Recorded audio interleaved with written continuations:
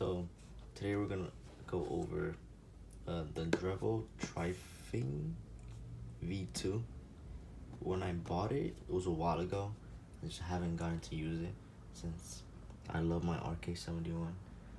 But when I bought it, it was around $50, or it might have been 60. Probably was 50. But now you can get this for 37.99 on Amazon.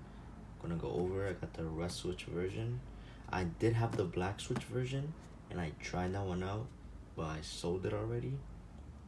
But yeah, don't buy black switches. They were horrible on that one. So this is the presentation. Oh, got a little bit too ahead of myself. Let's go over the box first.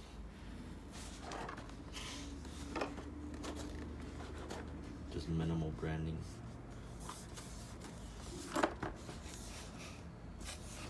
It's the back. Pause it if you want to.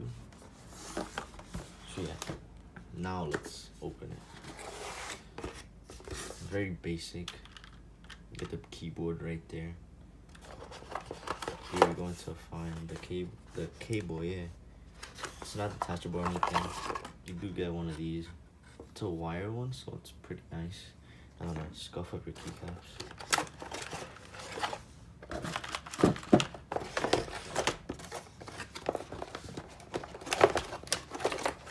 Yes, struggle. Okay. Get this.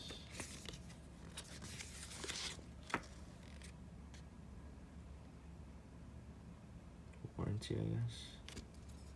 Don't have that anymore.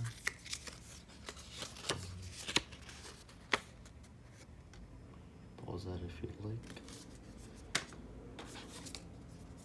You get a manual, I guess.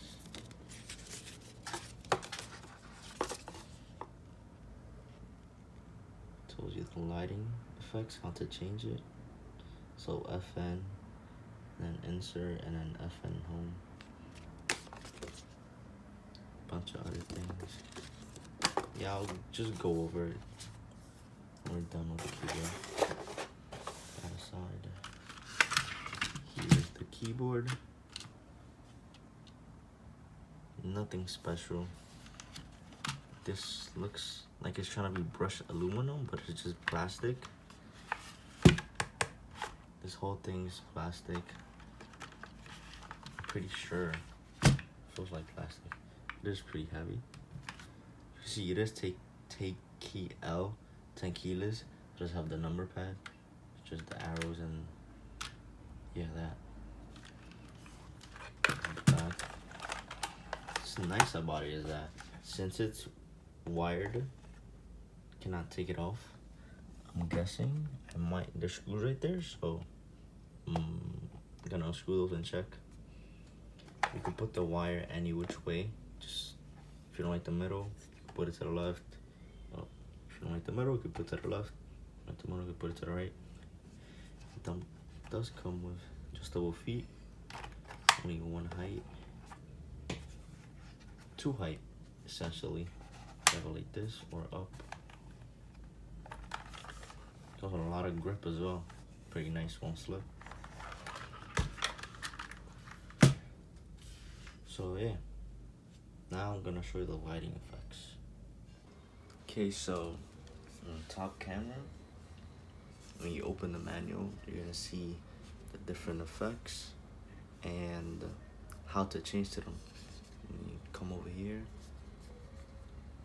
also gonna show you some shortcuts, I guess. Yeah, now we're just gonna show you the actual effects. The easiest way I found to actually use them are just to click FN and then just these.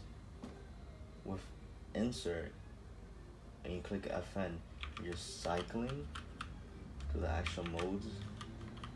You can see. Are you doing cycling through them? However, when we click those, it just automatically does it for you. It's like a drop down, I guess.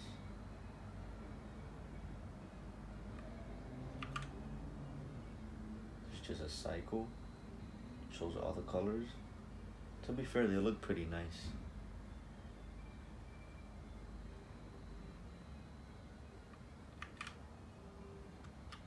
This is a reactive one.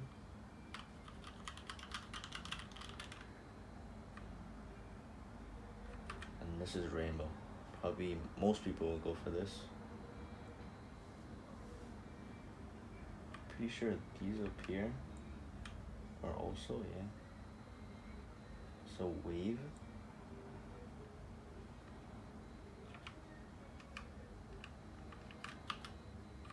Trying to figure out how to put a single color. I think it's this one. Yeah, so FN and then this button right here, SL, changes the colors, make it brighter.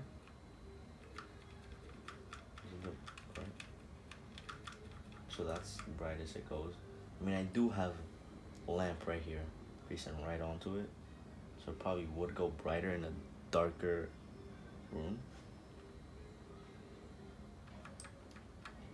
This is speed for for a rainbow, I guess.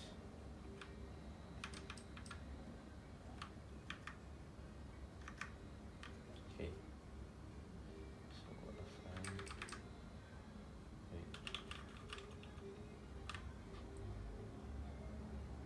So actually, that's kind of weird. So rainbow going this way, so I guess this is faster and this is slower. Goes pretty fast. Or if you just put a separate color, just as one, and it still does the wave. That's green, darker green, I guess. A blue, darker blue, purple, pink, I guess, white, and rainbow. So yeah, if you click here and then the wave also goes down as well. It goes up. Oh yeah, so you can change different directions. Okay, that's nice.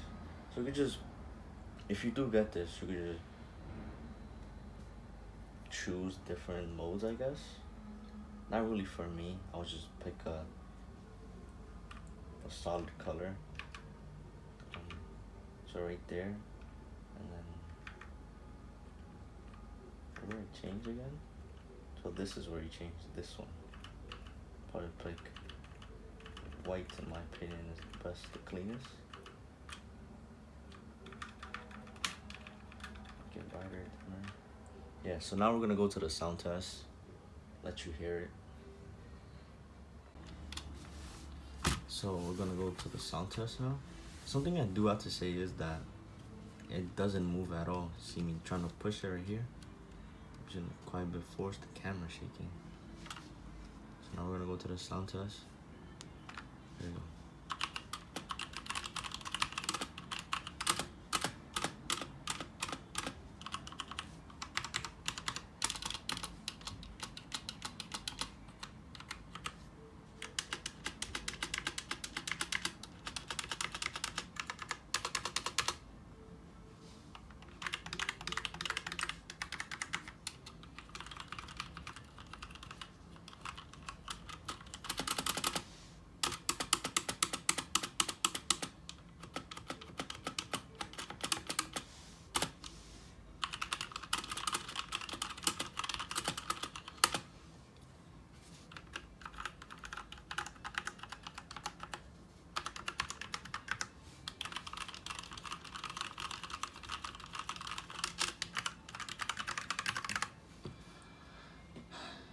Yeah, don't buy this keyboard.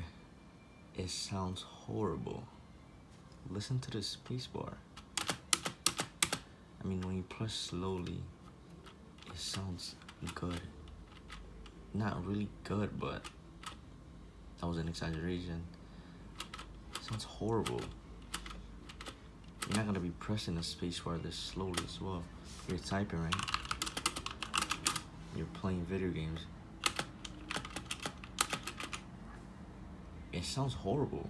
and these are red switches. And for some reason, these switches feel really heavy. Like, I remember having the black version of these, the black switches of these, and those felt extremely heavy. See, they're red switches.